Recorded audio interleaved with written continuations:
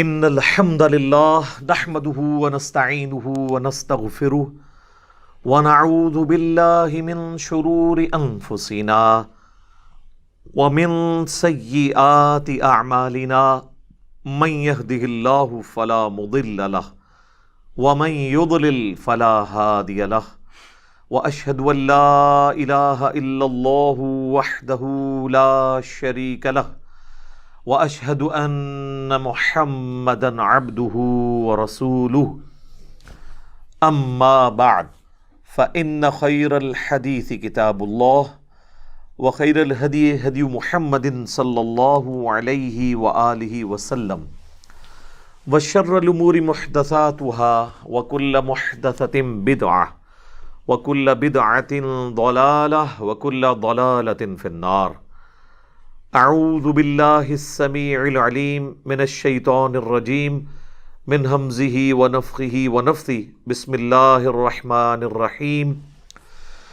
رب اشرح لی صدری ویسر لی امری واحلل عقدۃ من لسانی یفقہوا قولی. بسم اللہ الرحمن الرحیم.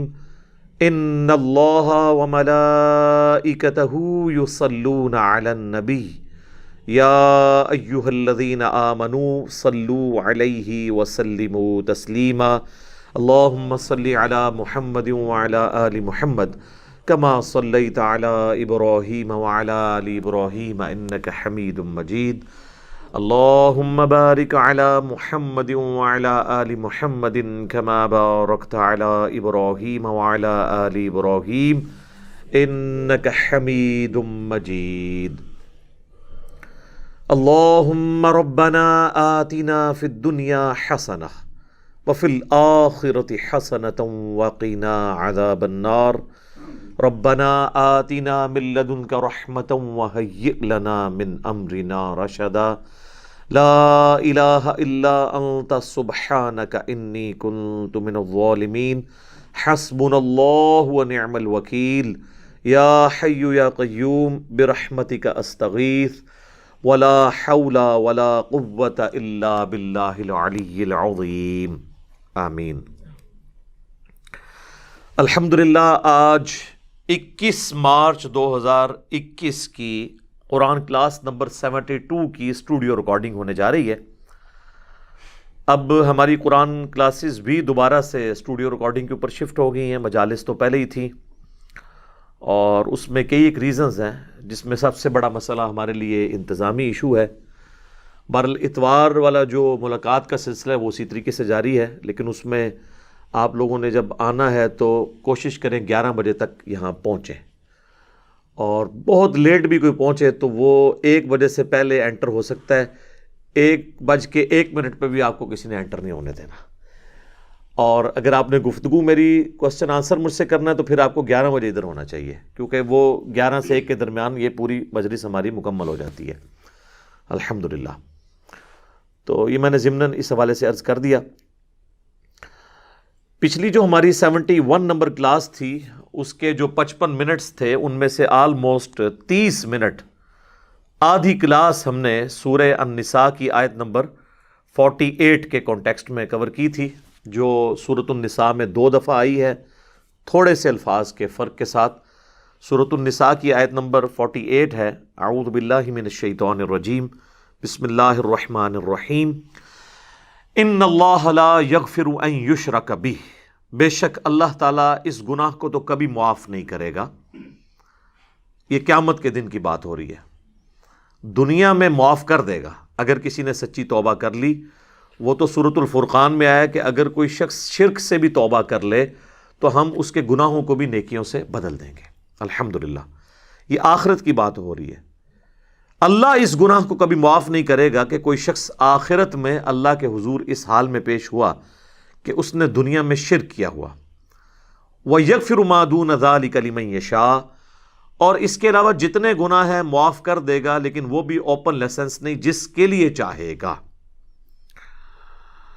وَمَن يُشْرِكْ بِاللَّهِ فَقَدِ افْتَرَىٰ إِثْمًا عَظِيمًا. اور جو کوئی اللہ کے ساتھ شرک کرتا ہے تو بے شک وہ بہت بڑا گناہ ہے جو کر رہا ہے، بہت بڑا جھوٹ ہے جو اللہ کی طرف منسوب کر رہا ہے.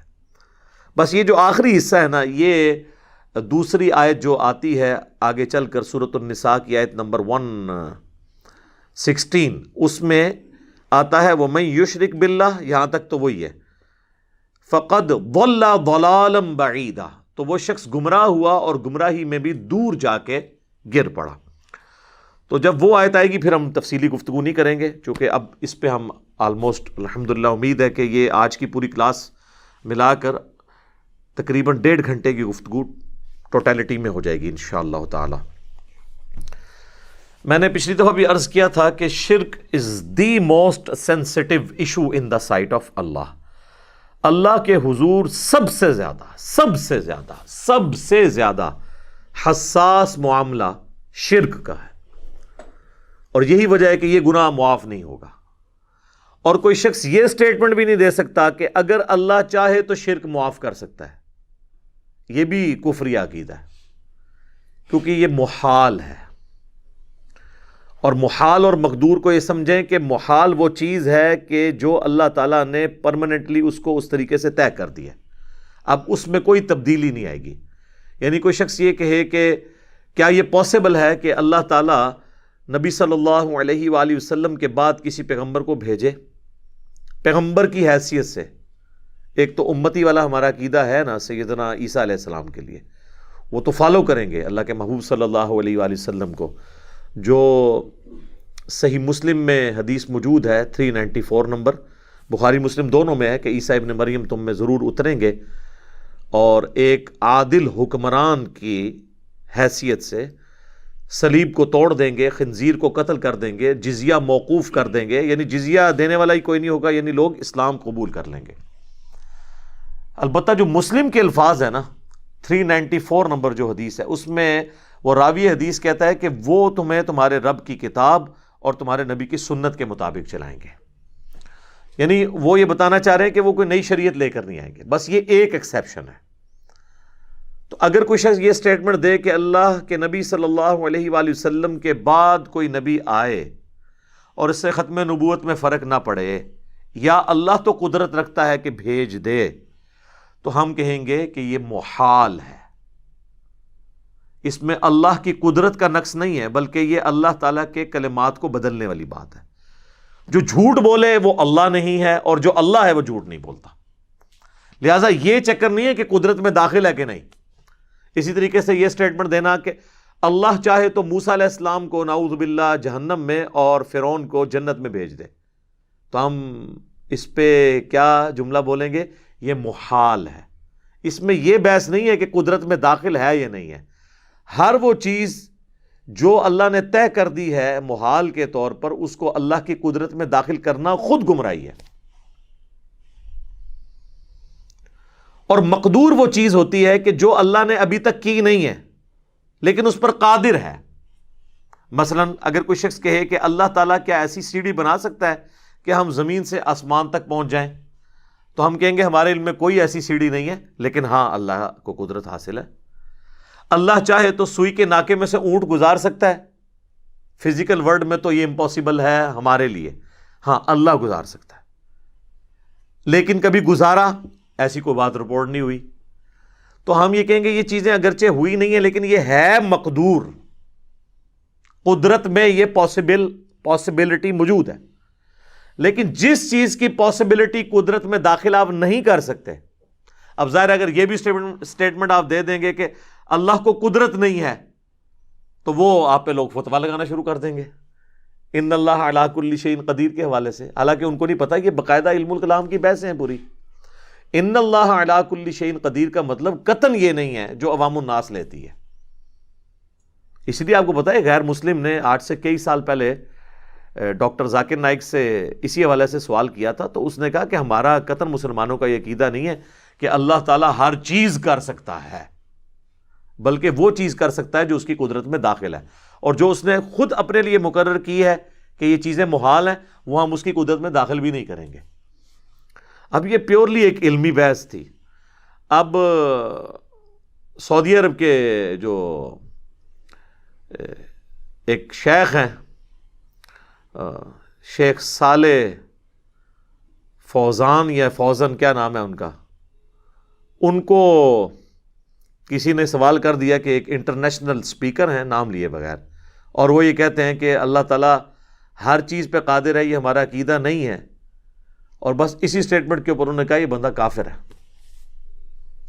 حالانکہ ان علماء کے پاس کوئی فقہ ہوتی تو یہ سوچتے کہ اگر ایک انٹرنیشنل اسپیکر ہے جو لوگوں کو اسلام کی دعوت دیتا ہے، اس کو کسی ہلکے کتے نے کاٹ لیا کہ اس نے یہ کہنا ہے کہ اللہ تعالیٰ ہر چیز پر قادر نہیں ہے، تو یہ مجھے آگے کوئی سوال کرے تو میں فوراً کہوں گا کہ یار وہ جو بات کی ہوگی وہ محال اور مقدور کی کانٹیکسٹ میں ہو رہی ہوگی۔ انہوں نے پکڑ کے سیدھا سیدھا فتویٰ لگا دیا۔ میں نے پھر اس عرب کے مولانا کے اوپر گرفت کی، وہ آلموسٹ آپ سمجھ لیں بڑے لیول کے مفتی ہیں عربی، تو وہ پھر اہل حدیث میرے خلاف ہو گئے، جی اتنے بڑے شیخ ہیں ان کے بارے میں آپ نے بات کر دی۔ اس شیخ نے ایک مسلمان پہ کفر کا فتویٰ لگا کر خود اس کی طرف کفر لوٹا، اس کے ایمان کی فکر نہیں ہے، اس کا نکاح بھی ٹوٹ گیا، وہ توبہ کروائے اس سے توبہ کرانے کے بجائے میرے پیچھے پڑ گئے۔ اس طریقے سے اگر آپ کسی پہ کفر کا فتویٰ لگائیں گے کیٹاگوریکلی، تو بخاری مسلم کی حدیث ہے اگر کسی نے کسی مسلمان کو کہا اے کافر اور اے فاسق، تو دونوں میں سے ایک ہو گیا، اگر وہ کہنے والا درست تھا تو جسے کہہ رہا ہے کہ وہ ہوا ہو جائے گا، اور اگر کہنے والا غلط تھا تو پھر کفر اس کی طرف لوٹ آئے گا۔ تو یہ محال اور مقدور کی چیزیں علم میں ہونی چاہیے۔ اکثر اس قسم کے سوالات ہوتے رہتے ہیں کہ جی کیا اللہ تعالیٰ ایسا پتھر بنا سکتا ہے جسے خود نہ اٹھا سکے؟ تو ہم اس کے جواب میں کیا جواب دیں؟ اگر آپ یہ کہیں گے کہ ہاں بنا سکتا ہے تو دوسری قدرت کی نفی ہوگی کہ اسے اٹھا نہیں سکتا۔ ٹھیک ہے، کتنے ٹرکی سوال ہیں، ایک طرف اٹھانے کی نفی ہوگی اور ایک طرف جو ہے وہ قدرت کے حوالے سے نقص آ جائے گا کہ اچھا پھر تو بنا ہی نہیں سکتا ایسا پتھر، اور اگر بنائے گا اور خود نہیں اٹھا سکتا تو دوسری قدرت کی نفی ہو جائے گی، اور اگر نہ بنا سکے تو بنانے کی قدرت کی نفی ہو جائے گی۔ تو ان سارے سوالات کے جواب میں ہم کہتے ہیں محال، یہ محال ہے، یہ مقدور چیزیں نہیں ہیں۔ تو یہ محال اور مقدور کے اعتبار سے کئی ایک چیزیں یہ اس وقت اوائل اسلام میں آ گئیں جب علم الکلام کی چیزیں جو ہیں فلاسفہ کا نالج عربی زبان میں ٹرانسلیٹ ہوا بنو عباس کے دور کے اندر، تو پھر اللہ تعالیٰ کی ذات اور صفات کے حوالے سے بھی یہ ساری بحثیں شروع ہو گئیں، اور اسی وقت پھر اسماء و صفات کے حوالے سے مسلمانوں نے کتابیں لکھنی شروع کیں۔ استواء علی العرش کا عقیدہ، اس کے حوالے سے اختلاف، پھر اللہ تعالیٰ کی جو معیت ہے انسان کے ساتھ، نحن اقرب الیہ من حبل الورید، ہم تمہاری رگِ جاں سے زیادہ تمہارے قریب ہوتے ہیں، یہ ساری بحثیں اس وقت پھر شروع ہوئیں۔ تو جو ایک ایکسٹریم پہ چلے گئے ان کو جہمیہ کہنا شروع کر دیا، دوسرے ایکسٹریم والوں کو مجسمہ کہنا شروع کر دیا، اور وہ بحثیں آج تک چل رہی ہیں۔ اہل حدیث جو ہیں وہ حنفیوں کو کہتے ہیں یہ جہمی ہیں، اور جو حنفی ہیں وہ اہل حدیثوں کو کہتے ہیں یہ مجسمہ ہیں، اللہ تعالیٰ کے لیے آزاد تجویز کرتے ہیں۔ حالانکہ یہ دونوں بالکل ایکسٹریم ہیں، دونوں اپنی اپنی جگہ بالکل درست بات کر رہے ہوتے ہیں، وہ بات کو سمجھنے میں فرق لگ جاتا ہے۔ اس لیے ان چیزوں کو موضوع بحث نہیں بنانا چاہیے، نہ یہ ایسی کوئی توحید کی چیزیں ہیں اور شرک سے متعلقہ ہیں کہ جن کو زیر بحث لایا جائے۔ بس ان کے بارے میں یہی چیزیں ہیں کہ آپ کو بنیادی طور پر محال اور مقدور کا فرق پتہ ہو، پھر آپ اس کے بعد یہ دیکھیں گے کہ اللہ تعالیٰ کے کلمات کوئی نہیں بدلیں گے، یہ تو طے ہے۔ اور اگر کوئی شخص یہ کہتا ہے کہ جی اللہ اپنے کلمات پہ بدلنے پر قادر نہیں ہے، تو اس کا مطلب ہے اس کی قدرت کا نقص ہے؟ نہیں، بلکہ اس چیز کا نقص ہے کہ وہ اللہ کی قدرت میں داخل نہیں ہے۔ تو اس قسم کے اور کئی بحثیں ہیں، میں اس کو سکپ کرتا ہوں۔ بہرحال میں نے پچھلی دفعہ بھی عرض کیا کہ اللہ کے حضور شرک بہت سینسٹیو ایشو ہے، اسی لیے ہماری آپ دیکھیں قرآن کلاسز میں بہت زیادہ توحید کے حوالے سے ایمفیسائز کرتا ہوں، اور میں نے آج سے کئی سال پہلے ایک ویڈیو ریکارڈ کروا دی تھی مسئلہ نمبر 3 کے نام سے، دعا صرف اللہ ہی سے۔ آلموسٹ 8-9 سال ہونے کو آئے ہیں، وہ ہزاروں لوگوں کی عقیدہ توحید کی اصلاح کا سبب بنا ہے لیکچر، اور اس لیکچر کے اندر میں نے اپنا ایک ریسرچ پیپر جو ہے وہ کور کیا تھا ریٹن فارم میں۔ سارا تو کور نہیں ہو سکا تھا، لیکن اس کے موٹے موٹے پوائنٹس میں نے کور کیے تھے، اور ریسرچ پیپر یہ ہے دعا صرف اللہ ہی سے۔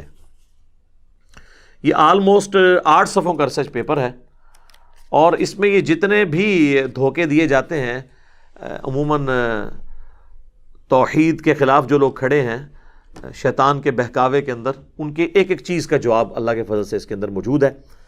کچھ چیزیں تو میں نے پچھلی دفعہ کور کر دی تھی، کچھ اس میں کر دوں گا، اور باقی آپ کو شوق ہے تو ہماری ویب سائٹ ahlsunnatpak.com سے اس کا PDF ڈاؤن لوڈ کریں، اور اگر آپ نے اس کی ہارڈ کاپی منگوانی ہے تو نو پروفٹ نو لاس کے اوپر، بلکہ آپ یہ کہہ لیں کہ فری آتے ہیں، صرف TCS کا آپ نے 300 روپیہ دینا ہے تو 12 کا پیکج آپ کے گھر بالکل فری آ جائے گا۔ TCS کا خرچہ ہی 300 روپیہ ہے، جس میں 9 ریسرچ پیپرز ہوں گے اور 3 اذکار کارڈ۔ اس میں کربلا والا ریسرچ پیپر بھی شامل ہے اور یہ ریسرچ پیپر نمبر 3 بھی اس میں شامل ہے۔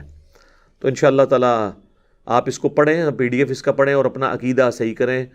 8 صفحے زندگی میں ایک دفعہ تو انسان محنت کر کے پڑھ سکتا ہے۔ میں نے اس لیے کوئی موٹی کتاب نہیں لکھی، میں آپ کو تحدیث نعمت کے طور پہ کہتا ہوں، اس کے اگینسٹ آپ 4 صفحوں کی بھی کتابیں پڑھ لینا تو وہ تمام وسوسے اور وہ ساری چلاکیاں جو شیطان نے علماء سو کو سکھائی ہیں عوام کو توحید سے دور کرنے کے لیے، ان کے جواب آپ کو کچھ کے مل جائیں گے، کچھ کے نہیں ملیں گے۔ اور کتاب پڑھنے کا کسی کے پاس ٹائم ہی نہیں ہے، ورنہ لوگ اللہ کی کتاب ہی پڑھ لیتے اتنی موٹی۔ اس لیے آپ دیکھیں ہم ریسرچ پیپر چھوٹے چھوٹے لکھتے ہیں، میجارٹی ریسرچ پیپرز ہمارے 4 پیجز کے ہیں۔ صرف ایک کربلا والا ہے، وہ بھی علماء کے فتنے کی وجہ سے تھوڑا بڑا ہوا اور وہ 32 صفحوں تک پہنچا، باقی سب 4 پیجز کے ہیں اور یہ 8 کا ہے۔ یعنی جو 9 ریسرچ پیپرز ہیں ان میں سے صرف 2 ہیں جو 4 سے بڑے ہیں، ادروائز باقی سب 4 پیجز کے ہیں، 2 ورقے اور 4 پیجز۔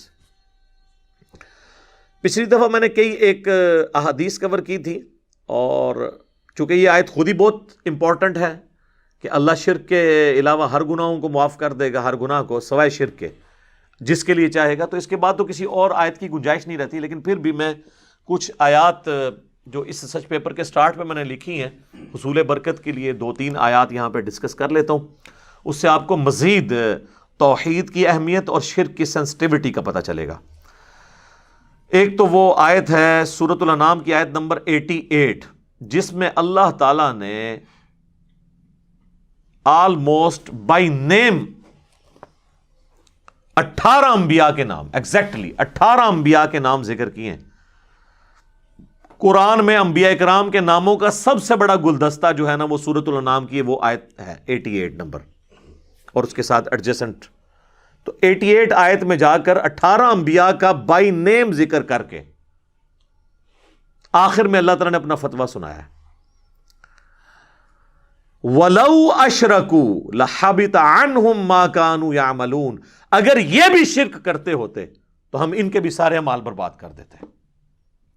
اس سے زیادہ آپ کا رب، میرا رب آپ کو کیسے سمجھائے کہ شرک is the most sensitive issue in the sight of Allah. اچھا، اور دوسری آیت جو اسپیسیفکلی ہمارے محبوب صلی اللہ علیہ وآلہ وسلم کے لیے آئی، سورہ الزمر کی آیت نمبر 65، وَلَقَدْ أُوحِيَ إِلَيْكَ وَإِلَى الَّذِينَ مِن قَبْلِكَ لَإِنْ أَشْرَكْتَ لَيَحْبَطَنَّ عَمَلُكَ وَلَتَكُونَنَّ مِنَ الْخَاسِرِينَ۔ اے نبی تم فرماؤ میری طرف بھی اور مجھ سے پہلے تمام انبیاء کی طرف یہ ایک کانٹے کی بات وہی کی گئی تھی کہ بالفرض اگر تم نے بھی شرک کیا تمہارے اعمال بھی سارے برباد کر دیے جائیں گے اور تم خسارہ پانے والوں میں سے ہو جاؤ گے، سارے انبیاء۔ اور ظاہر ہے کہ انبیاء کے ذریعے امتوں کو بھی۔ اور پھر سر جس شان سے عیسیٰ ابن مریم کا خطبہ آیا نا جی سورہ المائدہ کی آیت نمبر 72 میں، چونکہ اس وقت انسانیت میں سب سے بڑا شرک بت پرستی کے نام پہ نہیں ہے، ایک پیغمبر کے نام پہ کھڑا ہوا ہے۔ یار بت پرست تو اس وقت دنیا میں ہارڈلی 80-90 کروڑ ہوں گے، وہ بھی آہستہ آہستہ سیکولر ہی ہو گئے ہیں، لیکن 2.25 ارب کرسچنز شرک کر رہے ہیں ایک پیغمبر کے نام کے اوپر۔ اس میں پیغمبر کا کوئی قصور نہیں ہے، جیزس کرائسٹ نے کبھی ان کو شرک تعلیم نہیں کیا۔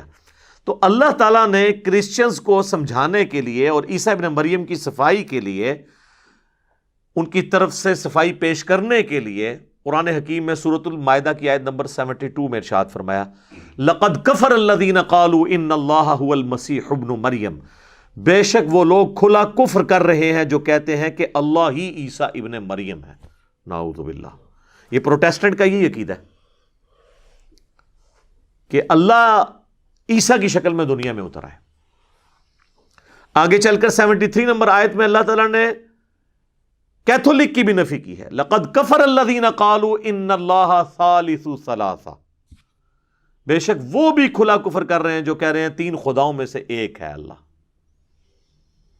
یعنی گاڈ دا ہولی فادر، اور جبرائیل دا ہولی گوسٹ، اور عیسیٰ ابن مریم دا ہولی سن۔ نبی علیہ السلام کے مبارک زمانے میں حضرت مریم کو ٹرینٹی میں شامل کیا گیا تھا۔ آج کی جو عیسائیت ہے اس میں حضرت مریم کو نکال کے حضرت جبرائیل کو ڈال دیا انہوں نے۔ بہرحال اللہ نے کہا یہ کفر ہے۔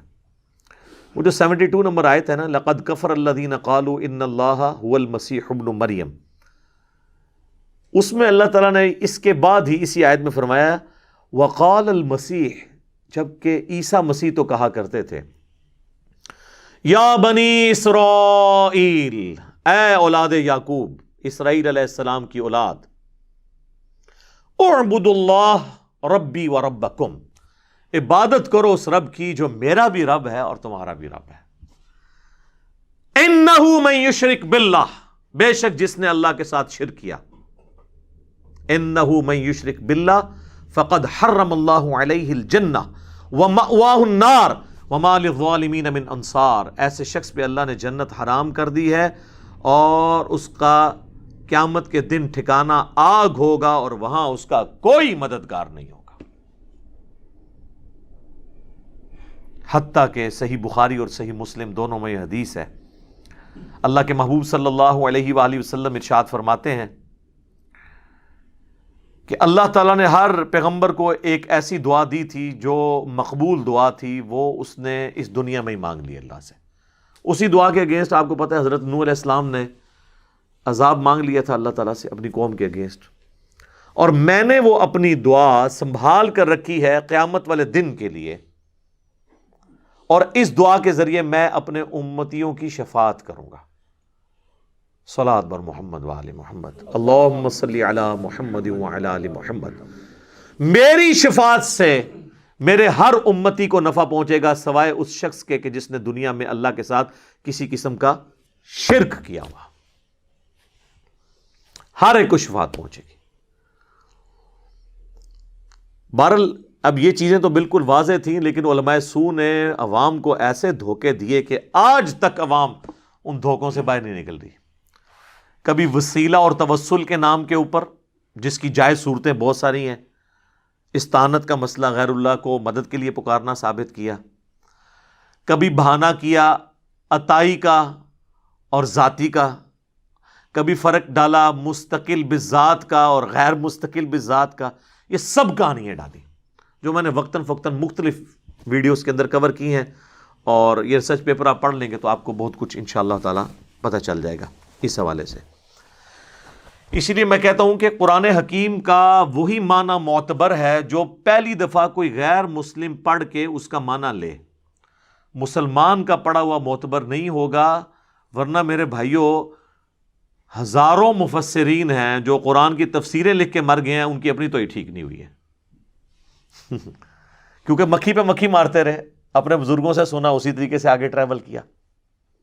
آپ ایمانداری سے مجھے بتائیں، آج میں اگر کسی گورے کے سامنے یہ سٹیٹمنٹ رکھوں ایاک نعبد و ایاک نستعین، اے اللہ ہم تیری ہی عبادت کرتے ہیں، تیری ہی عبادت کریں گے، کیونکہ مضارع کا صیغہ ہے، تجھ سے مدد مانگتے ہیں تجھی سے مدد مانگیں گے، یعنی دعا، تجھ سے دعا کرتے ہیں تجھی سے کریں گے،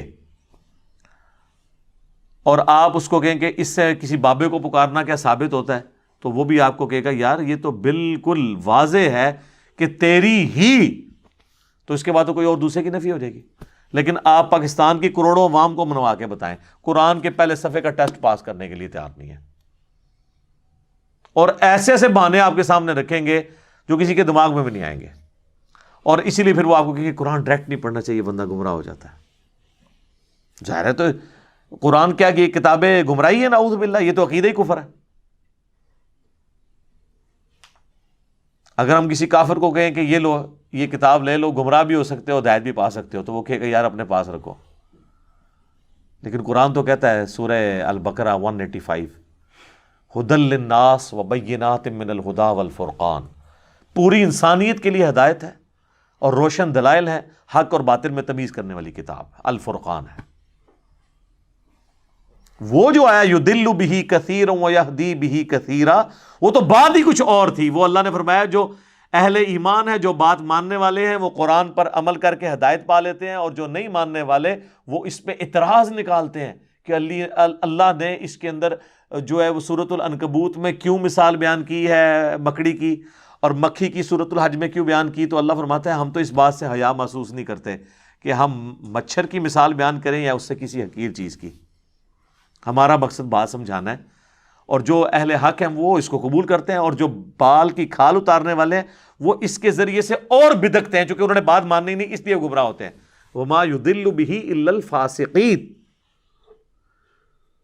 یہ اگر کسی کا عقیدہ ہے نا جی قرآن لوگوں کو گمراہ کرتا ہے تو وہ پکا کافر ہے، اس کے کفر میں شک کرنے والا بھی کافر. لیکن غیر محسوس طریقے سے یہی کر رہے ہیں. کوئی یہودی عیسائی میں آ کے کہ قرآن و حدیث ڈائریکٹ نہ پڑھنا گمراہ ہو جاؤ گے، ہم کہتے ہیں لعنتی اللہ کے دشمن. لیکن وہی یہودی یا کوئی نامختون جس کے ختنے نہیں ہوئے ہوئے ہندو، خوبصورت سی داڑھی رکھ کر پگڑی پہن کے ممبر پر 25-25 30 سال تک مفتی اعظم بن کے کسی ملک کے اندر جمعے پڑھاتا رہے اور لوگوں کو کہتا رہے کہ جی قرآن و حدیث ڈائریکٹ نہ پڑھنا تم گمراہ ہو جاؤ گے، نیچے والے سارے سبحان اللہ پڑھتے رہتے ہیں. اسی وقت کوئی یہودی چڑھ کے کہ تو سارے کہتے ہیں لعنتی اٹھ تو قرآن حدیث کا دشمن. لیکن یہ جو دشمن ہے یہ آپ کو نظر ہی نہیں آتا. ہاں پاکستان میں کتنے مفتی نہیں پکڑے گئے ہیں یہ ضرب عضب اور رد الفساد میں، جن کے خطرے بھی نہیں ہوئے ہیں، ہندو ایجنٹ ہیں انڈیا کے. اور میں اکثر سوچتا ہوں ان مفتیوں کی وجہ سے کتنے نمازیوں نے دوسرے نمازیوں کے ساتھ جھگڑا بھی کیا ہوگا کہ یار تمہیں تمیز نہیں مفتی صاحب سے بات کرنے کی. کاش اس وقت انہوں نے خطرے چیک کیے ہوتے تو یہاں تک مسئلہ ہی نہ جاتا. ہم یہ کہتے ہیں بزرگوں کے خطرے چیک کرو. خطرے اس لیے کہ پاکستان میں خطرے چیک ہوتے ہیں، جو علماء فساد مچا رہے ہوتے ہیں تو اکثر کے نہیں نکلتے ہیں، وہ پتہ چلتا ہے کہ ایجنٹ ہے. پرانوں کے تو اب ہم نہیں کر سکتے تو فوت ہو چکے ہیں. تو میرا خیال ہے یہ حکومت لیول پہ یہ علماء کو ڈگری دیتے وقت نا یہ بھی ایک بیچ میں ٹیسٹ ایڈ کرنا چاہیے. ویسے آپ کو پتہ نہیں فوج میں بھی جب بھرتی ہوتی ہے نا تو باقاعدہ اس میں مکمل میڈیکل ٹیسٹ ہوتا ہے، تو علماء کے میڈیکل ٹیسٹ میں بھی یہ ختنے ضرور دیکھنے چاہیے. اب یہ نہ ہو کہ آندھا سے وہ ختنے کروا کے ایجنٹ لانچ کر دیں. پھر اور طریقے، پھر اگلا طریقہ آپ کو اس وقت ہم ہی بتائیں گے آپ کو کہ اب اس کو کیسے چیک کرنا ہے. آپ نے پکڑے جائیں گے انشاءاللہ، جاتے کہیں نہیں ہیں. تو یہ اتنا سینسٹیو معاملہ ہے اور یہ اس طرح دھوکے دیتے ہیں. لیکن غیر مسلم جب پہلی دفعہ پڑھے گا وہ کہے گا یار واضح لکھا ہے عبادت بھی اللہ کی، دعا بھی اللہ سے مانگنی ہے. اب میں آپ کو ٹائم تھوڑا ہی رہ گیا، 4 واقعات ایسے بتاتا ہوں اپنی زندگی میں توحید کے حوالے سے. باتیں تو کرنے کو بہت ہیں، میں اگلی بھی پوری کلاس اس پہ کر سکتا ہوں لیکن وہ پھر بہت لمبا ہو جائے گا ٹاپک. بہرحال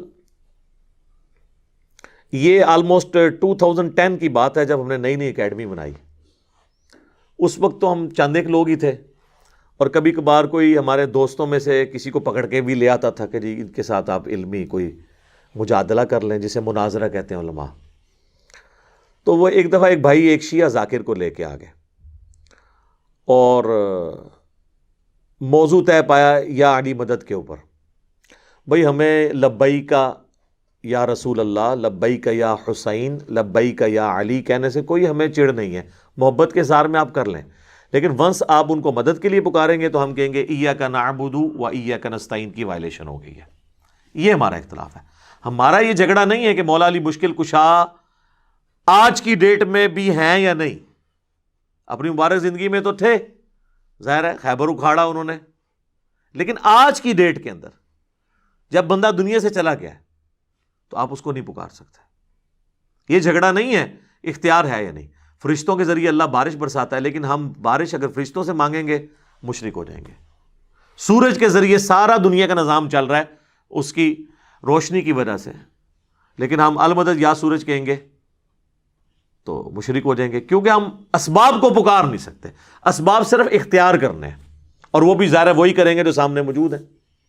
اس کا قرآن میں حکم موجود ہے، وَتَعَاوَنُوا عَلَى الْبِرِّ وَالتَّقْوَى وَلَا تَعَاوَنُوا عَلَى الْإِثْمِ وَالْعُدْوَانِ.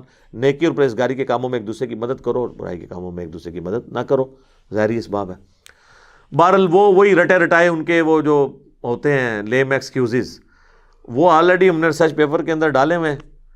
تو وہ آئے تو وہ کہتے ہیں جی غیر اللہ سے مدد مانگنا آپ کس طرح شرک کہتے ہیں؟ میں نے کہا ہم کہتے ہیں غیر اللہ سے مدد جو سامنے ہے آپ لے سکتے ہیں، نہ ہم غیر اللہ کو پکارنے کو شرک کہتے ہیں، نہ ہم یہ کہتے ہیں کہ کوئی شخص دور سے نہیں سن سکتا، اللہ چاہے تو سنا سکتا ہے۔ حضرت سلیمان علیہ السلام کو کیڑی کی آواز سنوا دی تھی، ہمیں تو کوئی حرج نہیں ہے۔ یہ جھگڑا نہیں ہے کہ دور سے کوئی سن نہیں سکتا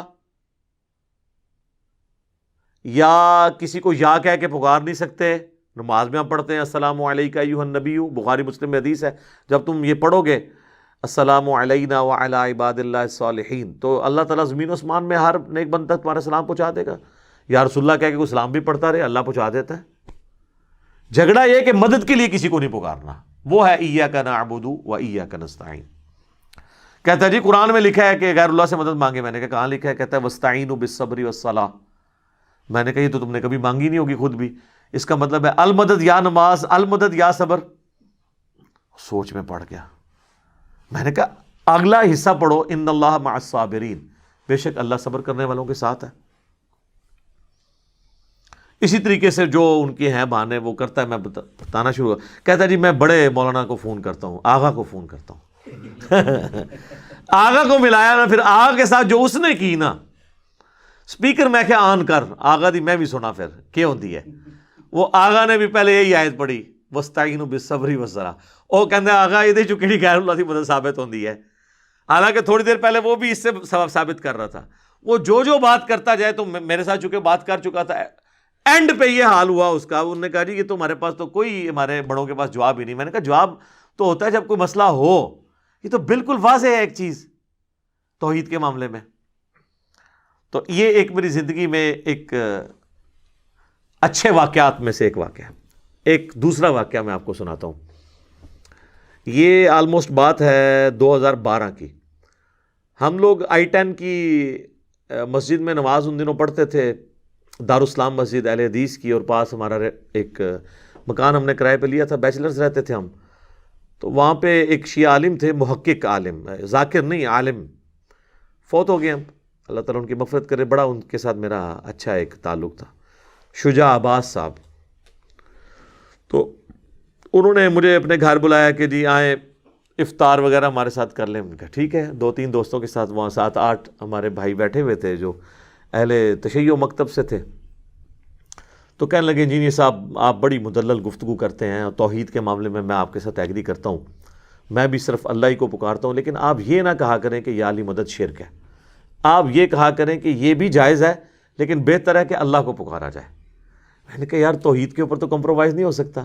حسین ابن علی نے گردن کٹائی ہے تو توحید کے لیے، ہمارے محبوب صلی اللہ علیہ وآلہ وسلم نے اگر تکلیف اٹھائی ہیں اور سارے نبیوں نے، وہ توحید کو اسٹیبلش کرنے کے لیے۔ تو میں نے کہا یہ واضح ہے ایاک نعبد و ایاک نستعین۔ تو کہتے ہیں جی اس میں تو ہے کہ تیری عبادت کرتے ہیں، تجھی سے مدد مانگتے ہیں، یہ تو نہیں ہے کہ کسی اور سے نہیں مانگتے۔ دیکھیں ایک پڑھے لکھے بندے کو زیب دیتا ہے کہ جب تجھ سے ہی کا یہ مطلب، میں نے خیر for the sake of argument میں نے کہا ایگری کرتا ہوں آپ کے ساتھ۔ میں نے کہا میرے بھائی قرآن لے کے آئیں، اور میں نے کہا یہ آپ کی جو آڈینس ہے نا، آپ کے اسٹوڈنٹس جو بیٹھے ہیں ادھر، یہ فیصلہ کریں گے۔ میں آپ کو قرآن سے ایک آیت ایسی نکال دیتا ہوں جس میں لکھا ہے کہ اور کسی سے نہیں مانگنا۔ کہتے ہیں کدھر لکھا ہے؟ میں نے کہا لائیں آپ، وہ لے کے میں نے کہا جناب سورہ نمل کھولیں، پارہ نمبر 20 کا پہلا صفحہ نکالیں، اور اس میں آیت نمبر 62 آپ پڑھیں۔ اعوذ باللہ من الشیطان الرجیم، بسم اللہ الرحمن الرحیم۔ امن یجیب المضطر اذا دعاہ، بھلا بتاؤ تو کون ہے جو مصیبت اور پریشانی میں گھرے ہوئے شخص کی فریاد کو، دعا کو سنتا ہے، وَيَكْشِفُ السُّوءَ، اور اس سے اس کی برائی کو، تکلیف کو دور کر دیتا ہے، وَيَجْعَلُكُمْ خُلَفَاءَ الْأَرْضِ، اور تمہیں خلیفہ کرتا ہے زمین پہ اگلوں کا، یعنی تمہارے ماں باپ مرتے ہیں تو تم خلیفہ بنتے ہو، تم مرو گے تمہاری اولاد۔ اِلَٰهٌ مَّعَ اللَّهِ، کیا اللہ کے ساتھ اور الہ بھی ہے جس کی یہ کوالٹی ہو کہ وہ مشکل اور پریشانی میں گھرے ہوئے شخص کی فریاد کو سنے اور اس کی تکلیف کو دور کرے۔ قَلِيلًا مَّا تَذَكَّرُونَ، لیکن نصیحت تو بہت کم ہی تم حاصل کرتے ہو۔ تو میں نے کہا کہ اللہ تعالیٰ نے اس میں فرما دیا ہے کہ اللہ کے سوا اگر کسی اور ہستی کے بارے میں یہ تمہارا عقیدہ ہے نا کہ وہ تمہاری تکلیف دور کرتی ہے اور دعا کو سنتی ہے، تو گویا وہ الہ ہے تمہارا دوسرا، جعلی الہ تم نے بنایا ہوا ہے، چاہے کوئی پیغمبر ہو، فرشتہ ہو، جن ہو، بزرگ ہو یا بابا ہو، وہ گویا آپ نے الہ بنا لیا۔ میں نے کہا جی بتائیں یہ میں نے ترجمہ ٹھیک کیا؟ ماشاءاللہ ان کو فارسی بھی آتی تھی، عربی بھی آتی تھی، انگلش بھی آتی تھی، اردو بھی، بیسیکلی وہ انڈین کشمیر کے رہنے والے تھے۔ تو کہتے ہیں جی یہ ترجمہ تو آپ کا ٹھیک ہے، لیکن میں نے کہا لیکن نہیں، آپ عوام سے فیصلہ کرواتے ہیں۔ لیکن تو اب ختم ہو گیا نا، آیت کے بعد جب ایک واضح بینات میں سے کوئی چیز آ جائے، وہاں جتنے بیٹھے تھے ان کا جی یہ سب آپ کی بات جو ہے نا 100% ٹھیک ہے، اس میں بالکل واضح موجود ہے کہ آپ نے کسی اور کو نہیں پکارنا۔ تو اگر کوئی کہتا ہے یا شیخ عبد القادر جیلانی المدد نعوذ باللہ، تو وہ گویا حضرت عبد القادر جیلانی کو الہ مان رہا ہے، قرآن یہ کہہ رہا ہے۔ ہاں المدد کے بغیر کہتا رہے قیامت تک کہتا رہے، کوئی نہیں سننی کسی نے، نہ کسی نے جواب دینا ہے۔ سورۃ الاحقاف میں آیا کہ جن ہستیوں کو تم پکار رہے ہو نا، نہ تو وہ تمہاری آواز سنتے ہیں، الٹا قیامت والے دن تمہارے دشمن بن جائیں گے۔ اور اس طرح کا ٹاپک قرآن پاک میں کئی جگہ ہے۔ تو ٹھیک ہے آپ لگے رہے، کوئی فرق نہیں پڑنا، المدد نہ بولیں۔ ویسے آپ جتنے مرضی نعرے لگانے ہیں، جس کے مرضی لگائیں، وہ آپ مجھے بھی پکارتے رہے دنیا میں کہیں بیٹھ کے، مجھے بھی نہیں پتہ چلنا، نہ آپ کو میں نے کوئی جواب دینا ہے۔ لیکن جیسے ہی آپ کہیں گے نا المدد، میری فریاد رسی کو پہنچیں، میری تکلیف دور کر دیں، سر پھر یہ معاملہ شرک میں چلا جائے گا۔ خواہ کسی مرے ہوئے کو پکاریں، خواہ کسی ایسے زندہ کو پکاریں جسے آپ سامنے دیکھ نہیں رہے یا اس سے کمیونیکیٹ نہیں کر رہے۔ ایک تو آپ فون پہ کمیونیکیٹ کر لیں، وہ پھر اسباب میں آ جائے گا، وہ بالکل ٹھیک ہو جائے گا۔ ایک تیسرا واقعہ آپ کو سناتے ہیں۔ یہ بات ہے 2012 ہی کی۔ ہمارے آفس میں ایک کولیگ تھے، ہم دوسرے کسی آفس میں گئے تو ہم دونوں، تو وہاں پہ ایک دعوت اسلامی کے بھائی تھے، وہاں پہ امامت کرواتے تھے۔ تو انہوں نے دیکھا ہمیں جب سنت کے مطابق رفع الیدین سے نماز پڑھتے ہوئے، تو انہوں نے کہا یہ نجدی کی طرح یہ کون سے نجدی ہیں جو ہمارے پیچھے نماز پڑھتے ہیں؟ حالانکہ اہل حدیث کے نزدیک تو بریلویوں کے پیچھے نماز نہیں ہوتی، بریلویوں کے نزدیک ان کے پیچھے نماز نہیں ہوتی۔ تو اسی وجہ سے ان کے دل میں ہمارے لیے نرم گوشہ پیدا ہوا۔ کرتے کرتے انہوں نے ہمیں اپنے گھر دعوت پہ بلا لیا، اور ہم نے موقع غنیمت جانا، ان دنوں ہمیں شوق تھا کہ چلیں لوگوں سے بات کریں۔ تو گئے تو اسی نیت سے کہ ان کو توحید کی بات کریں گے۔ اس نے آگے سے جال حق نکال لی مفتی احمد یار خان نعیمی صاحب کی، جو ہم نے 1994 میں پڑھی ہوئی تھی۔ اس جال حق میں جتنے شیطانی وسوسے ہیں نا توحید کے خلاف، ان سب کا جواب اس پمفلٹ دعا صرف اللہ ہی سے میں موجود ہے۔ اچھا، وہ جناب گفتگو ہوتے ہوتے کہتا جی قرآن سے کوئی ایسی آیت بتائیں جس میں اللہ تعالیٰ نے نبیوں سے مانگنے کو منع کیا ہو۔ میں نے کہا جی موجود ہے۔ کہتے جی کدھر؟ میں نے کہا سورۃ المائدہ کی آیت نمبر 75، مل مسیح ابن مریم الا رسول، عیسیٰ ابن مریم تو نہیں تھے مگر ایک رسول ہی، قد خلت من قبلہ الرسل، اور ان سے پہلے بھی کئی رسول گزرے ہیں، وَأُمُّهُ صِدِّیقَہ، اور ان کی ماں سچی عورت تھی، بیٹا اولو العزم پیغمبر، 5 پیغمبروں میں سے محمد رسول اللہ، ابراہیم خلیل اللہ، موسیٰ کلیم اللہ، اور نوح صفی اللہ، اور عیسیٰ روح اللہ۔ یہ 5 اولو العزم پیغمبر ہیں جو سورہ الشورى اور سورۃ الاحزاب میں اللہ نے بتائے ہیں۔ کوئی پیغمبر ان کے لیول کا نہیں ہے، ان میں سے ایک عیسیٰ ابن مریم ہے۔ اولو العزم پیغمبر، اور ماں اولیاء کی سردار، پیغمبر کی ماں، کون سا ولی اس کا مقابلہ کر سکتا ہے؟ جس کو اللہ تعالیٰ نے چن لیا، آل عمران کو، ان کے نام پہ صورت ہے۔ ان کے والدہ نے منت مانی تھی نا کہ مجھے ایک بیٹا ملے تو ہیکل سلمانی، ٹیمپل آف سلیمان کی خدمت کے لیے میں اسے وہاں کے لیے وقف کر دوں گی، وہ مجاور ہوگا وہاں کا، اور وہ درگاہ چلائے گا۔ درگاہ یعنی یہ وہ پیری مریدی والی درگاہ نہیں، توحید والی ہے۔ جس طرح ہماری بھی یہ دار ارکم ہے، ہم اسے اکیڈمی بھی کہتے ہیں، اور یہ ہماری خانقاہ بھی ہے جہاں پہ ہم توحید کی دعوت پیش کرتے ہیں۔ تو لیکن وہ بیٹی پیدا ہوئی، اللہ نے کہا کہ کوئی بیٹا بھی اس بیٹی جیسا نہیں ہوگا جو ہم نے تجھے بیٹی دی ہے۔ کیوں کہ اس سے آگے اولاد کو ہم، اور حضرت مریم خود جان والوں کے لیے نشانی بنی ہے، کیونکہ وہ بغیر خاوند کے ان کو اولاد ہوئی ہے۔ اس حوالے سے حضرت مریم خود بھی ایک پوری انسانیت کے لیے نشانی ہے اللہ کی۔ پیغمبر نہیں تھی لیکن بہت بڑی اللہ کی نشانی ہے. یہ تین ہی بندے ہیں، حضرت آدم، سیدہ مریم اور عیسیٰ ابن مریم، جن کے ساتھ یہ یونیک کیس ہے. آدم کے نہ ماں نہ باپ، اور حضرت مریم کو بغیر خاوند کے اولاد، اور حضرت عیسیٰ علیہ السلام کی ماں تھی، باپ کوئی نہیں تھا. اس حوالے سے ان تینوں کی کوئی اور آپ مثال نہیں پیش کر سکتے. تو دونوں آگے اللہ فرماتا ہے کان یاکلان الطعام، دونوں کھانا کھانے کے محتاج تھے. میں نے کہا دیکھ لو، اللہ تعالیٰ کہہ رہا ہے وہ بھی محتاج تھے. اور کس کے؟ روٹی کے. اب آپ نے کہنا ہے پیغمبر روٹی کا محتاج ہو گیا، پھر روٹی کا مرتبہ زیادہ ہو گیا. یہی کہانیاں کرا دینا. اچھا جی، وہ اگر چڑیا اڑ سکتی ہے تو بزرگ کیوں نہیں اڑ سکتے؟ تو اڑے نا یار، دکھائیں اڑ کے. تو اگلی بات ہے کہ بزرگوں کے ماننے والے تو چڑیا سے افضل ہے نا، اشرف المخلوقات ہے نا، تو ماننے والے کو اڑ کے دکھا دے تو ہم کہہ دیں گے ٹھیک ہے، ورنہ آپ چڑیا سے بھی گئے گزرے، چڑیا اڑ سکتی ہے. یار چڑیا کو اللہ نے کیپیبلٹی دی ہے، انسان کو نہیں دی ہے. اس سے افضلیت غیر افضلیت کا کیا فرق پڑتا ہے؟ تو اللہ فرماتا ہے روٹی کھانے کے محتاج سے. انظر کیف نبین لہم الآیات، تم دیکھو ہم اپنی آیات کس طرح کھول کر بیان کرتے ہیں. ثم انظر، پھر تم ان کی طرف دیکھو، انا یؤفکون، یہ کہاں گرے جاتے ہیں. اللہ فرماتا ہے اس سے زیادہ میں کیسے سمجھاؤں کہ روٹی کا محتاج کوئی ہو اور اس کو یہ مشکل کشا بنائے بیٹھے ہیں. دیکھو ہم آیات کھول کے بیان کرتے ہیں اور ان کا گیر الٹا ہی لگا ہوا ہے. اگلی بات، قل اتعبدون من دون اللہ، اے نبی ان کرسچن سے کہو اللہ کو چھوڑ کر عیسیٰ اور ان کی ماں، ان کو تم ان کی عبادت کر رہے ہو. ما لا یملک لکم ضرا ولا نفعا، جو نہ مالک ہیں تمہارے کسی نقصان کے نہ کسی نفع کے. میں نے کہا دیکھ لو یہاں پہ آ گیا. کہتا تو ہم تو نبی الاسلام کی یا بزرگوں کی عبادت نہیں کرتے، یہاں تو آیا تھا عبادت کرتے ہو ایسے کی. تو عیسائیوں کو اللہ نے اس لیے کہا ہے کہ وہ عبادت کرتے تھے. ہم تو نبی الاسلام کو اللہ کا بندہ مانتے ہیں اور نماز میں عبدہ و رسول پڑھتے ہیں. میں نے کہا نا، پرانیاں گلاں، پرانے بہانے، پرانے بزرگ.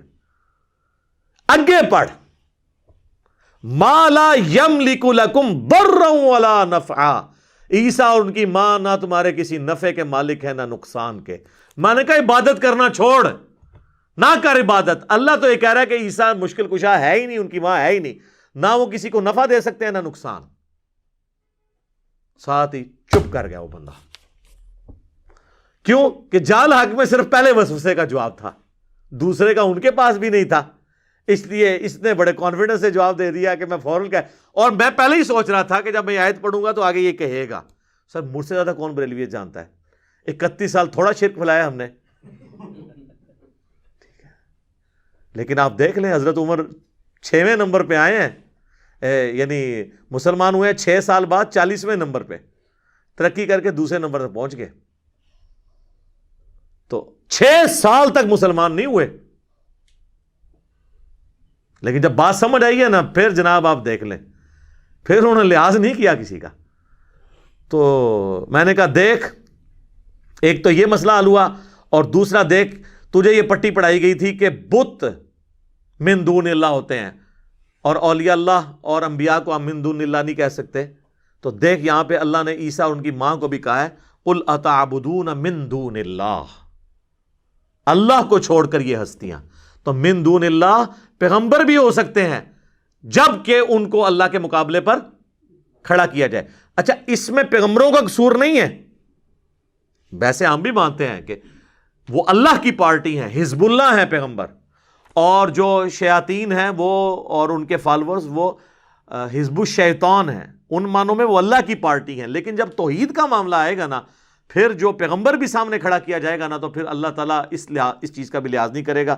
اور سورۃ المائدہ کی آپ آیت نمبر 17 میں دیکھیں نا، اللہ تعالیٰ فرماتا ہے لقد کفر الذین قالوا ان اللہ هو المسیح ابن مریم، بے شک وہ کفر کر رہے ہیں جو کہہ رہے ہیں کہ عیسیٰ ابن مریم ہی اللہ ہیں. قل فمن یملک من اللہ شیئا، اے نبی تم فرماؤ کہ اللہ کا کوئی کیا بگاڑ لے گا. ان اراد ان یہلک المسیح ابن مریم، اگر اللہ ہلاک کر دے عیسیٰ ابن مریم کو، وَأُمُّهُ اور اس کی ماں کو، وَمَنْ فِي الْأَرْضِ جَمِيعًا اور جتنے زمین میں آباد ہیں سب کو موت دے دے. موت بھی نہیں، موت پھر بھی تھوڑا سوفسٹیکیٹڈ لفظ تھا، ہلاک کر دے. یعنی تم کہہ رہے ہو عیسیٰ اللہ ہے، تو اللہ چاہے تو عیسیٰ کو ہلاک کر دے. اچھا غصہ عیسائیوں پہ ہے اور ذکر کس کا ہو رہا ہے؟ تو وہ مولانا اسحاق رحمہ اللہ کی بات مجھے یاد آئی، وہ اکثر کہتے تھے او پائی جدو توحید بیان کریں گے گستاخی آپ ہی ہو جاتی ہے آٹومیٹیکلی. جدو توحید بیان ہوئے گی، جب توحید بیان ہوگی تو گستاخی آٹومیٹیکلی ہو جائے گی. یہاں پہ دیکھ لیں اللہ نے توحید بیان کی ہے اور ان کے زوم میں گستاخی آٹومیٹیکلی ہو گئی ہے. غصہ تھا عیسائیوں پر، اللہ نے کہہ دیا اگر اللہ عیسیٰ کو ہلاک کر دے، اس کی ماں کو، سب کو، اللہ کا کوئی کیا بگاڑ سکتا ہے، اس کا فیصلہ ہے. غصہ عیسائیوں پہ، لیکن ظاہر ہے جب پیغمبروں کو اللہ کے مقابلے پہ کھڑا کیا جائے گا پھر اور کوئی ذریعہ نہیں ہے سمجھانے کا. ان سے ہوتا تو یہ کہتے یار یہ کس طریقے سے گفتگو ہو رہی ہے. وَلِلَّهِ مُلْكُ السَّمَاوَاتِ وَالْأَرْضِ، اور اللہ ہی کے لیے ہے بادشاہت آسمانوں کی اور زمین کی، وَمَا بَيْنَهُمَا، اور جو کچھ ان کے درمیان ہے. يَخْلُقُ مَا يَشَاءُ، وہ جو چاہتا ہے پیدا کرتا ہے. ہائے ہائے، اللہ نے کہا وہ جو مرضی پیدا کرے. عیسیٰ بھی ایک اس کا بندہ ہے، اس نے پیدا کر دیا. اربوں مخلوقات اس نے پیدا کی ہیں، اس میں سے ایک عیسیٰ بھی ہے، جو چاہتا ہے پیدا کرتا ہے. واللہ علی کل شیء قدیر، اللہ تعالیٰ ہر چیز کے اوپر قادر ہے. بہرحال یہ پھر جو ہمارے بریلوی بھائی تھے نا، یہ بھی لاجواب ہوئے. یہ آپ کو میں نے تیسرا واقعہ سنایا. چوتھا سنیں. 2017 کی بات ہے، انڈیا سے ہماری اکیڈمی میں فون آیا. ان دنوں ہمارے عثمان بھائی فون سنتے تھے، سارے کام اکیلے یہ کر رہے ہوتے تھے. تو انہوں نے مجھے بتایا جی اس طرح انڈیا سے ایک فون آیا ہے ایک مفتی صاحب کا، اور وہ منظور الاسلام بریلی میں جو اعلیٰ حضرت کا مزار کے اوپر مدرسہ بنا ہے، جس کے نام سے دنیا میں بریلویت پھیلی. جس طرح 1867 میں دیوبند مدرسہ بنا، یہ 1896 میں بنا منظور الاسلام بریلی. تو وہاں سے کال آئی ہے ایک عالم دین کی، اور وہ کہتے ہیں جی میں نے علی بھائی سے بات کرنی ہے، وہ میرے محسن ہیں، اور میں عموماً کوشش کرتا تھا کہ آخری درجے تک فون نہ ہی سنوں. لیکن یہ جب انہوں نے کہا نہیں بریلی سے ہے اور عالم ہے اور بات کرنا چاہتے ہیں، عالم ہیں، مفتی ہیں، میں نے کہا جی کرائیں بات. انہوں نے خیر ان کو ٹائم دے دیا اگلے دن کا. تو میں عثمان بھائی کے محلے میں جا کے میں نے عشاء کی نماز ان کے ساتھ پڑھی. عشاء کی نماز کے بعد فون آ گیا ان کا. اتنی دعائیں دے رہے تھے وہ، اور کہتے ہیں کہ میں یعنی سینکڑوں اسٹوڈنٹس کا استاد ہوں، اور میں مدرسے میں پڑھاتا رہا ہوں، اور میں نے منزل اسلام سے ڈگری لی ہوئی ہے. آپ کے ایک مفلٹ نے مجھے مسلمان کر دیا ہے صحیح معنوں میں. میں نے کہا کون سا؟ کہتے ہیں دعا صرف اللہ ہی سے. میں نے کہا یہ آپ نے، کہتے ہیں وہ آپ کا میں نے کلپ ایک سنا تھا، اس میں آپ کہہ رہے تھے کہ یہ آپ پڑھیں. تو میں نے ڈاؤن لوڈ کر کے اسے پڑھا تو مجھے پتا چلا کہ سب سے بڑے شرک کے نمبردار ہی دنیا میں عام ہے. عالم ہو کر کہتا ہے کہ میں نے پھر اکتفا نہیں کیا، کہتا ہے میں نے 30-35 علماء کو اپنے گھر کھانے پہ بلایا اور کہا کہ ایک ضروری بات ڈسکس کرنی ہے. ان کے سامنے میں نے پمفلٹ شروع سے لے کے آخر تک پڑھ دیا، جس طرح کہ حضرت جعفر طیار نے نجاشی کے دربار میں سورہ مریم پڑھ کے تو توحید بیان کی تھی. اب یہ پمفلٹ جب کو پورا سن لے، 8 صفحے ہی ہیں، تو جتنی چلاکیاں ان کے بڑوں نے ان کو سکھائی ہوئی تھی اور یہ اس طرح ہی مان رہے سن جی میں وڈے مندر ہے، وہ ساری ختم ہو گئی. کہتے جب پمفلٹ ختم ہوا میں نے کہا جی کوئی کوشچن کسی بندے کا توحید کے حوالے سے، غیر اللہ سے استعانت کے مسئلے میں، تو سارے علماء نے اپنا سر پھینک لیا. انہوں نے کہا یہ جو کچھ اس نے لکھا ہے نا، اس بات کا کوئی جواب ممکن نہیں ہے. تو انہوں نے کہا یار پھر ہمیں، تو وہ کہنے لگے پھر یہ اعلیٰ حضرت کو بات کیوں نہیں سمجھ آئی؟ ہائے ہائے ہائے سبحان اللہ. ابو جہل ابو الحکم کہا جاتا تھا، نبی علیہ السلام کی بات اسے سمجھ نہیں آئی ہے. ابو جہل تو ہم اسے کہتے ہیں نا بعد میں کہ وہ جہالت کے باپ، ورنہ وہ سب سے بڑا حکیم تھا. جس طرح ہم کہتے ہیں ڈاکٹر اقبال کو حکیم الامت، تھنکر، تھنک ٹینک، فیصلے بڑے بڑے جو ہوتے تھے، بیٹھتی تھی پنچایتیں جنہیں ہم کہتے ہیں، بڑے بڑے جرگے، ان کے وہ فیصلے کرتا تھا ابو الحکم. ابو جہل اس لیے کہا گیا کہ یار اس کو نہیں بات سمجھے، اتنا سیانہ بنتا تھا. اور اس کے غلام سمیہ اور یاسر، عمار بن یاسر کے ماں باپ، ان کو بات سمجھ آ گئی. یہ تو اللہ کے فیصلے. تو کہتا میں نے کہا یار اعلیٰ حضرت کو چھوڑو، سورہ توبہ کی آیت نمبر 115 ہے کہ اللہ تعالیٰ اس وقت تک موت نہیں دیتا جب تک کہ ایک دفعہ حق واضح نہ کر دے. ہر شخص کی زندگی میں یہ موقع آنا ہے، تو تم پہ آئے تم قبول کرو.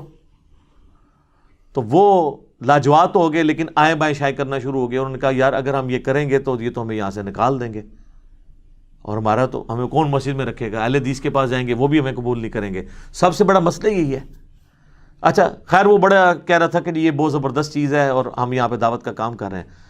مجھے صرف ایک کوشچن کا آنسر نہیں مل رہا تھا کہ بھئی اس کو کیسے ہدایت مل گئی. میں نے کہا یار تم بھی تو مولوی تھے, تم نے اپنی نوکری کی فکر نہیں کی ہے. کہنے لگا جی میں تو نوکری کرتا نہیں ہوں, میرا تو فرنیچر کا بزنس ہے. ہاں تو اس لیے مجھے آخرت کی فکر اپنی تھی. اگر میں بھی مسجد یا کا وہ والا ہوتا, وہ والنٹیئرلی پڑھاتا تھا بچوں کو, تو کہتا ہے میں اس سے کماتا نہیں ہوں, میرا اپنا بزنس ہے, میں اس سے کھاتا پیتا ہوں, مجھے کوئی پرواہ نہیں, کوئی مجھے مدرسے سے نکال دے تو میری روٹی تو نہیں بند ہونی.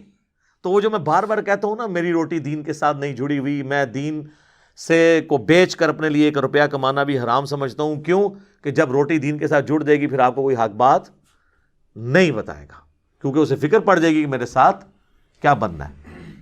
باتیں بہت ساری کی جا سکتی ہیں, لیکن میں آج کی گفتگو کو کنکلوڈ کرتا ہوں اس حدیث کے اوپر جو صحیح بخاری اور صحیح مسلم دونوں میں موجود ہے. انشاءاللہ اگلی کلاس کا بھی کچھ حصہ میں اسی 48 نمبر آیت پہ لگاؤں گا. کچھ امپورٹنٹ باتیں میں نے مزید ڈسکس کرنی ہے. بہرحال یہاں پہ میں وہ حدیث ڈسکس کروں جو ایک حدیث 3 عقیدے آپ کے کلیئر کر دے گی. نمبر 1 عقیدہ علم الغیب, نمبر 2 عقیدہ حاضر و ناظر, اور نمبر 3 عقیدہ استعانت, غیر اللہ سے مدد کے لیے پکارنا. ایک حدیث جو بخاری مسلم دونوں میں نے پمفلٹ میں بھی ڈالی ہوئی ہے. 70 صحابہ کو نبی علیہ السلام نے بھیجا ایک قبیلے کے ساتھ جو نیو مسلم تھا. ان کی خواہش تھی کہ ہمیں آپ ایسے قاری حضرات دیں جو ہمیں قرآن سکھائیں. انہوں نے دھوکے سے ان کو شہید کر دیا. ان میں ایک تھے حضرت عاصم بن ثابت انصاری رضی اللہ تعالیٰ عنہ. ان کو آخر میں قتل کیا گیا. جب وہ شہید ہونے لگے نا تو انہوں نے اس وقت ایک دعا کی.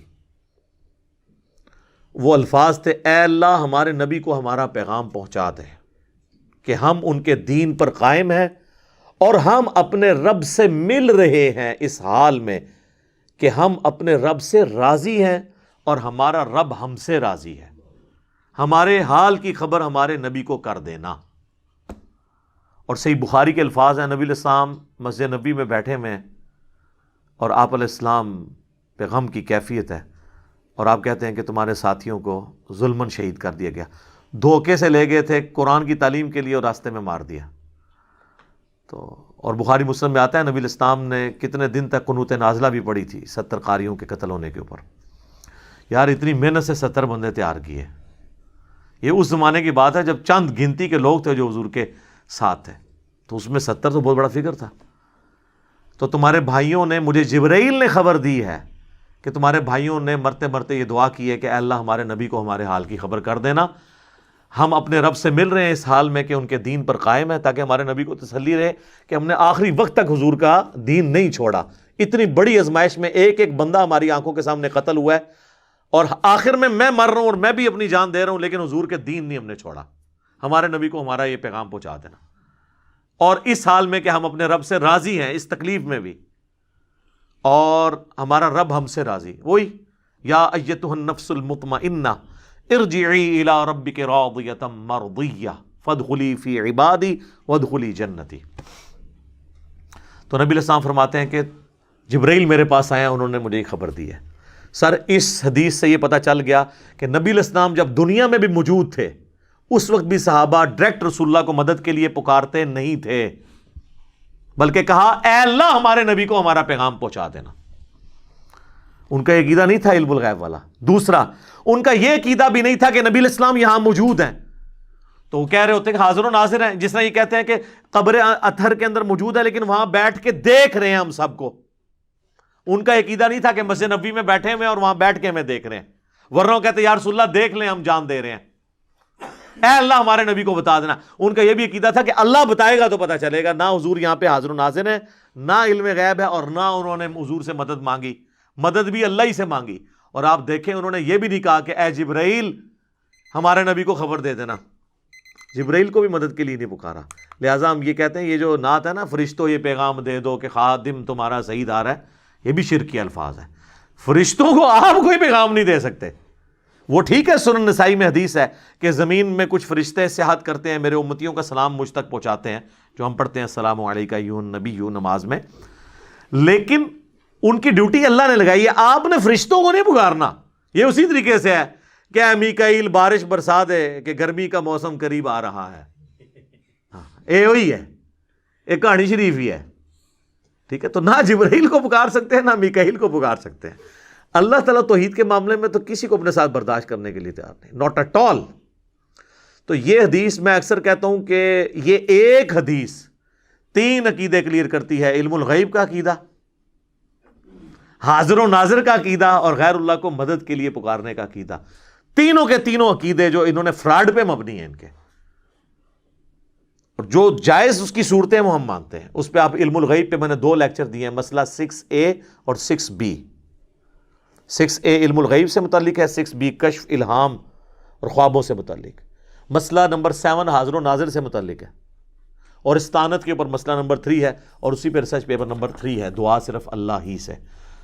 تو میری تو خواہش تھی کہ آج یہ گفتگو مکمل ہو جاتی، لیکن ابھی بھی کچھ چیزیں ہیں وہ انشاءاللہ میں اگلی دفعہ ڈسکس کروں گا۔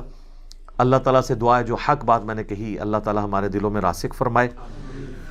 اگر جذبات میں میرے منہ سے کوئی غلط بات نکل گئی تو اللہ تعالیٰ ہمارے دلوں سے اسے محو کر دے، دھو دے، ہمیں معاف بھی فرما دے، ہمیں کتاب و سنت کی تعلیمات پر عمل کر کے دوسرے بھائیوں تک پہنچانے کی توفیق عطا فرمائے۔ سبحانک اللہم و بحمدک، اشہد ان لا الہ الا انت، استغفرک و اتوب الیک، وما علینا الا البلاغ المبین۔ جزاکم اللہ خیرا۔